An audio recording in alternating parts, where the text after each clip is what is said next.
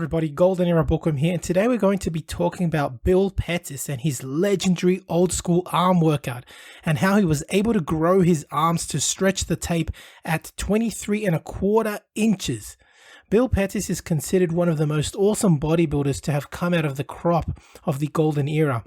Once a regular of Vince's gym, men gaped and were in absolute awe of his gigantic arms and his incredible overall power.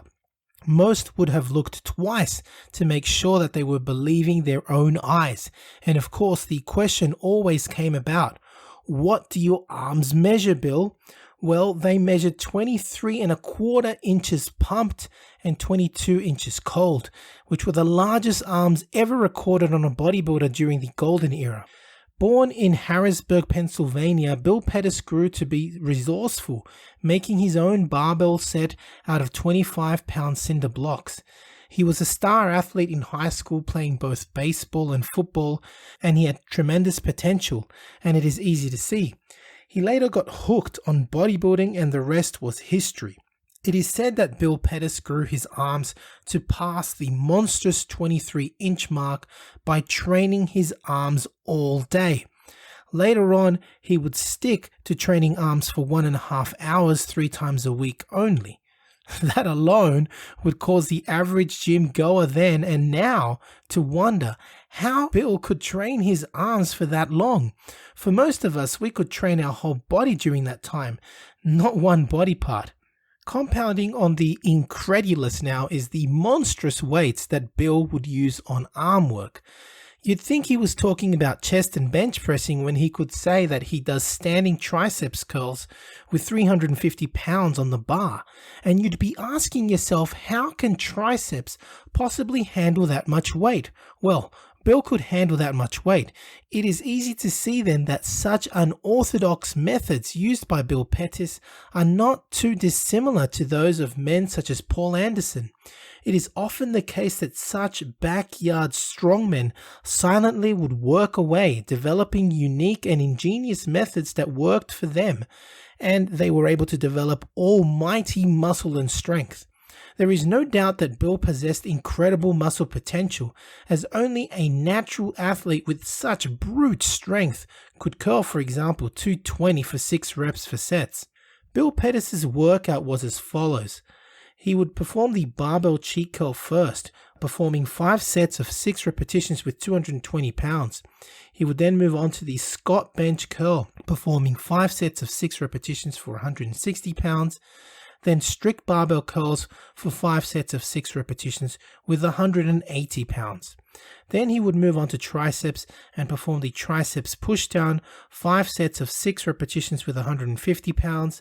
He would then perform standing triceps curls for 7 sets, using 225 pounds for 6 reps, 275 pounds for 3 sets of 6 reps, and 315 pounds for 3 sets of 4 reps, and then move on to the parallel bar dips, where he would perform 4 sets of 25 reps, and finally move on to the last exercise, which was reverse triceps push-ups, or also known as bench dips, performing 6 to 8 sets of 50 repetitions using body weight only.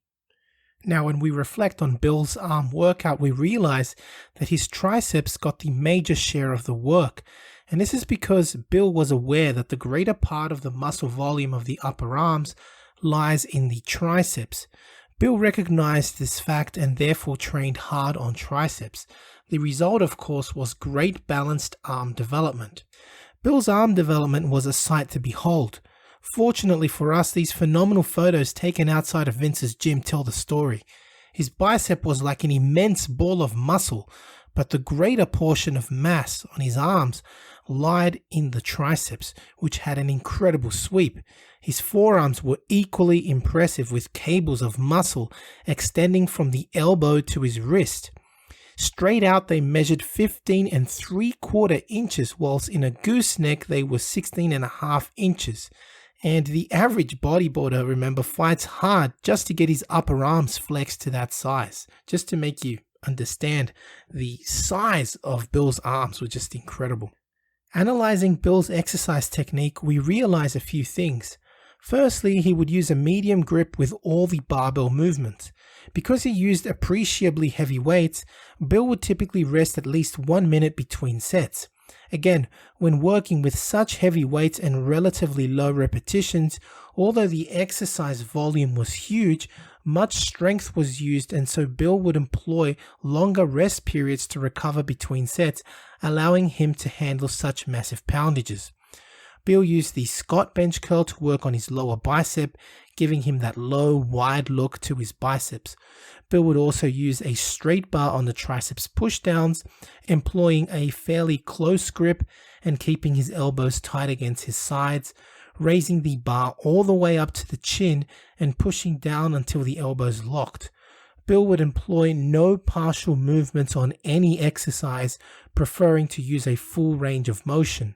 Bill's favorite arm exercise and his forte was the standing tricep curl, as you've probably already realized. It is easy to see that the bulk of his upper arm muscle came from the triceps, and Bill attributed his triceps development to the standing triceps curl. To train triceps curls, Bill would move to the squat rack and take the weight off the rack and jerk it overhead to start the exercise. He would lower the bar to the shoulders and immediately drive the bar to arm's length overhead with tricep strength alone. Bill is said to have worked up to 340 pounds for a single rep on the standing triceps curl. Now, just imagine that, walking into Gold's gym or Vince's gym and watching Bill, take the massive poundage of 340 pounds off the squat rack. Hell yeah, I mean, that's incredible. Just think about that. And then starting to do some tricep curls with that weight, that's just insane. Another technique Bill would employ was to perform weightless push-ups with body weight alone, doing several sets that would total up to hundreds or thousands of reps. Bill believed that in this way he would flush blood through the muscle and get an extreme pump. In his time, he had done as much as 300 rep sets, performing as many as 3,000 push-ups in one workout alone, which took him close to 5 hours. Now, although Bill would later perform only 3 upper arm workouts per week, he would work forearms every day. Bill would perform 10 sets of wrist curls over a bench, that being 5 sets of regular wrist curls and 5 sets of reverse wrist curls. Bill believed that like calves, forearms needed to be worked every single day. Bill, much like Serge Nubret, would not eat 5 or 6 meals a day, as was the fashion back then and even today. Bill would only eat twice a day. Bill's diet is reminiscent of that advocated by Vince Gironda, in that his meals would include foods such as 4 eggs with bacon, steak, fish, poultry, and plenty of fruits and vegetables. One could almost call this a steak and eggs diet. Although when bulking up, Bill was known to eat as much as 25 pancakes in one sitting. Bill's supplementation, again, was inspired by the likes of Vince Gironda and included protein powder such as Blair's protein, brewer's yeast, and of course, liver tablets. Now, what I find most incredible about Bill Pettis is that he claimed to be a natural bodybuilder, never having touched a steroid in his life. Bill claimed to have never taken a synthetic anabolic because of the cost and because he believed that one could build ultimate muscle mass without it. As a natural lifter, Bill Pettis claimed a bench press of 475 pounds and a squat of 620 pounds. Whether he was natural or not, Bill Pettis still stands as one of the most legendary bodybuilders from the golden era, due to both his immense power and incredible arm development. It is unfortunate that he passed away a few years ago, but he will nevertheless be remembered. Rest in peace, Bill Pettis. So I do hope you have enjoyed watching this video on Bill Pettis, on his records, and on his incredible arm workout. If you have enjoyed watching this video, please give the video a like, subscribe if you haven't done so yet, leave me your comments, and remember to tick the bell button to be notified of future videos. What do you think of Bill Pettis' workout? I mean, I think it's insane. It is, made for someone with Herculean strength for sure. I mean, that is just maddening. Imagine that, training like that 3 times a week, let alone what he did before, training every day like that and all day. I mean, that's just mad. But no wonder he grew his arms to that size. I mean, personally, I think he took anabolics, but that's my own opinion. But yeah, let me know what you think of Bill Pettis and his philosophy of training, etc., etc. Let me know in the comment section. Anyway, that's it from me. This is the Golden Era Bookworm saying bye for now. Need a bodybuilding poster for your gym or office? Then check out Ironman Magazine archive.smugmug.com for the highest quality posters on the planet. Scroll through the galleries of all the legends, including greats such as Arnold, Frank Zane, Sergio Oliva, Serge Nubret, Tom Platz, and Larry Scott, and much, much more, and select your poster now. Now, if you're interested in learning more about Vince Gironda's approach to bodybuilding, his principles, and all these tips of wisdom that he has, I mean, there's so much stuff that probably hasn't been proven by science, and it will take science to prove or disprove Vince. But to be honest, these 3 books, I believe, which I call the Classic Physique Bundle, are the best books that Vince ever came out with. And they, of course, are the Wild Physique, the Master Series, and the Pro Series. Have a look at it this way. The Wild Physique, I believe, is like the ABCs of Vince Gironda's principles to bodybuilding. He teaches you the exercises and his principles. But how do you put them together? Well, the Master Series is a 14-month program of using all of these principles, all of the diets that Vince came out with, all of the exercises.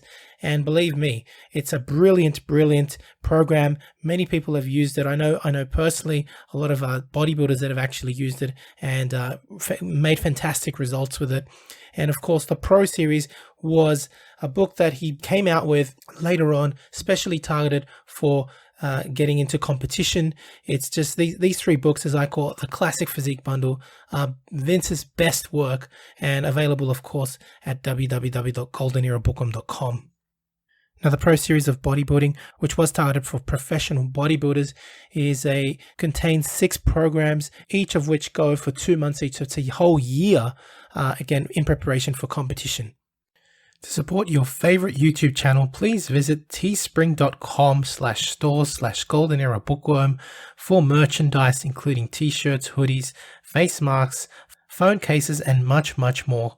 Once again, at teespring.com/stores/goldenerabookworm. Become a patron at www.patreon.com/goldenerabookworm for hard to find books, scans of rare photos, and articles on the golden era of bodybuilding. To take full advantage of my collaborations, use code GEB20 with nspnutrition.com and vincegironda.com, as well as code bookworm12 at osl.com for a discount at checkout.